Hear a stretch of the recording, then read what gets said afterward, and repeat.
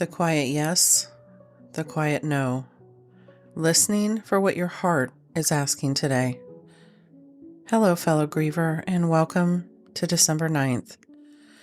This week, just as a reminder, we're exploring boundaries, not as walls, but as gentle ways that we protect our own energy, honor our truth, and move through December with more steadiness and a little less cost to our own spirit. Some decisions in grief feel enormous, I know.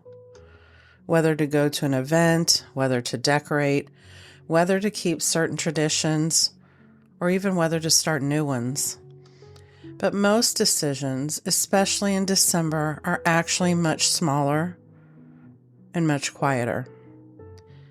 Tiny yeses, tiny nos, barely audible at first, but honest. And depending on where you are in your grief, those quiet choices can look very different. If you're in the earlier days or years, the quiet yes simply might be, yes, I can get through today, or yes, I can answer one message. Or the quiet no could look like, no, I just can't pretend right now. If you're years in and rebuilding, the quiet yes could sound like, yes, I'm ready to go to one gathering this month, or even yes, I want to put up one small decoration that reminds me of them. And if you're in more of an evolving or integrating stage and leaning to weave grief and life together, that quiet yes could be, yes, I want to feel a moment of joy and feel no apology for it. What I love about boundaries is that they reveal these quiet truths long before your mind has words for them. Today, I want you to listen for the smallest truth inside of you, the one that doesn't shout or demand, but simply is. A poet once wrote, "If someone does not want me, it is not the end of the world. But if I do not want me, the world is nothing." It's a reminder that the most important relationship you tend, especially in grief, is the one with yourself. Your own quiet yeses and nos are the way you stay in the relationship with yourself. They're how you choose what supports you, what drains you, what honors your person that you lost, and what honors you. You don't have to explain these choices to anyone. And you don't have to justify them or make them palatable to others.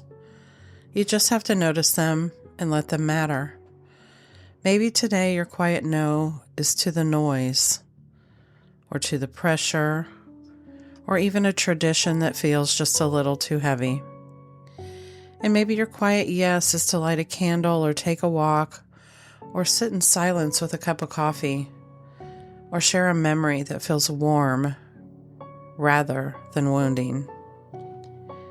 Maybe your quiet yes is joy. I know, a prickly word for some, but maybe your quiet no is the idea that joy means you're moving on. We can say no to that idea, because both can be true, both can coexist, both can guide you. Your grief has a pulse, your intuition has a voice, and your heart has wisdom. Listen for what it's asking for today. It doesn't have to be loud to be real. It doesn't have to be big to be right. And it doesn't have to make sense to anyone else for it to matter.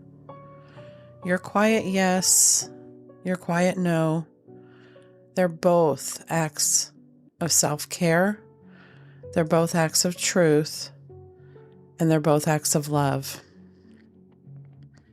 Thank you for being here today, fellow Griever. I'll be back again tomorrow. Take good care of yourself, and until then, we'll talk soon.